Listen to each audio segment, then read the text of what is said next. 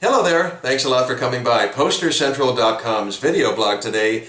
I'm Pete Howard, and today it's James Brown once again, one of the true kings of cool vintage concert posters of the 1950s and 1960s. So here with today's example, he's entering the 60s with this spring 1960 poster, and what's fun is I have pretty much the same poster to show you a bit later in the blog from the next year with some differences to it.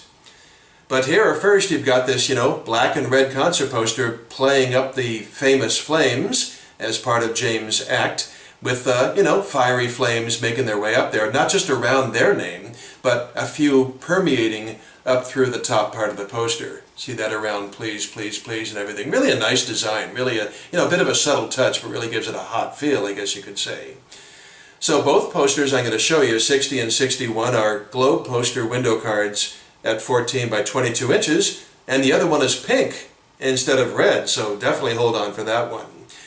So both of them, by the way, play up the big first hit of James, Please, Please, Please. That was 1956, and a top 5 R&B hit for him, as I said, his first one, and there it is in big scripted letters, complete with quotation marks around it. Pretty darn cool.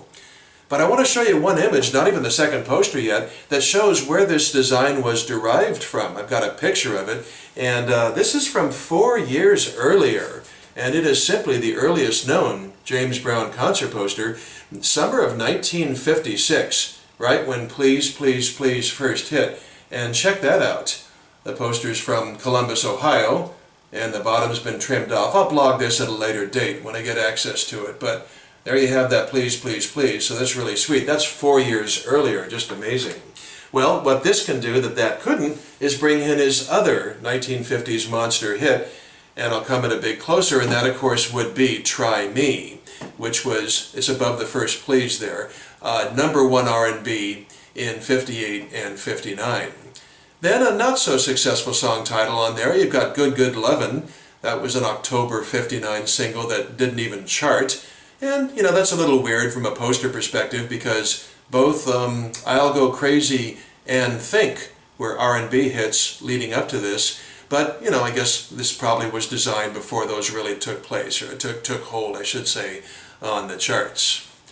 Then you've got James Brown and his famous flames, and that compelling lettering, really bold stuff there, looks really nice, with a photo of the Godfather of Soul. And then, as usual, a couple of apparent opening acts, but in a common practice with James's concert posters, same with Ike and Tina Turner and lots of others, they were both in his band, not separate opening acts. Nat Kendrick was his drummer. Why they added the S to his name, I don't know. And Do the Mashed Potatoes Part 1 was an instrumental that was written by and performed by James with his band. James was on piano and shouting out the song title, but his record label, King Federal, said, nah, not going to release it. And so James took the song the performance to another label and put it out under the drummer's name, Nat Kendrick and the Swans. And what did it do? Top 10 R&B. So that's a fun problem to have. Also on the poster, likewise, as you can see, J.C. Davis. He was Brown's tenor saxophonist. This was all before, by the way, James's posters started featuring the wording the James Brown Orchestra. This was just before that unit really coalesced and became part of the regular billing. I also wanted to give you a good look at the credits down there on the bottom white margin. Sort of an unusual goof in the type alignment by Globe. It looks like there's a letter missing in the word Attractions, but instead it's just a gap there. And also unusual is the placement of Globe's credit. It's in the red area there above the phone number, so it's sort of hidden.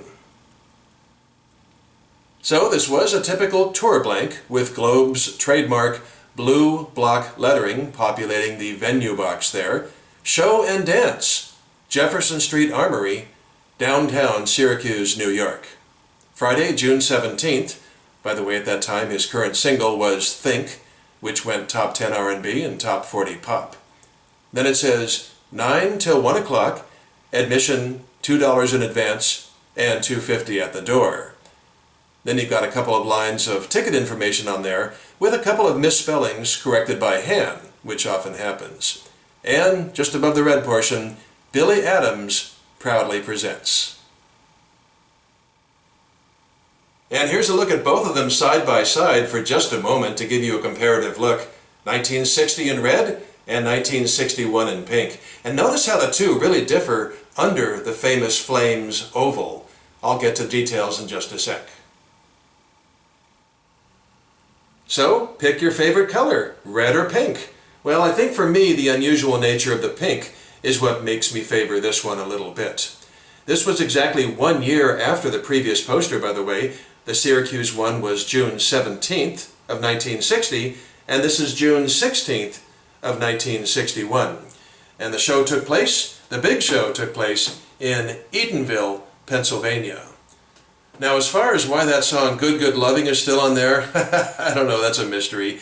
You know, I mean, it didn't chart, and Think was a top 10 hit last year. Plus, they had gone to the trouble of redesigning the whole bottom of the poster, so why didn't they just switch out the song? Whatever, you know, sort of a mystery that we'll never know. Speaking of the redesigned bottom, as mentioned on the last poster, this one now has James Brown's own orchestra, and that's how it would be billed pretty much from this point going forward. And it does say featuring Nat Kendricks, with the S, mashed potatoes.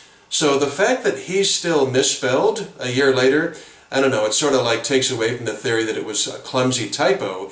Maybe it has something to do with the funny biz surrounding the fact that James took that song to another record label and, you know, skunked his own label. So you never know. I don't know, I'm sure there's some history there. But Nat certainly does look good in pink, doesn't he? I really like that effect. And then brand new to the whole process is Sugar Pie DeSanto. Added attraction, Sugar Pie DeSanto. What a cute name, Sugar Pie. That's just really catchy. That's sweet. But you know something? You'd have a cute name too. If you were born Umpalia Marsema Ballantyne. That's right, that was her name. It would not fit on a marquee, nor be memorable, so Sugar Pie she is. She was part of James's touring review at this time. The song given for her, I Wanted to Know, top 5 R&B hit the previous year, and the real title was I Want to Know. So for once, a typo works. Perfect sense. The next year, it's past tense. I wanted to know. That's really funny.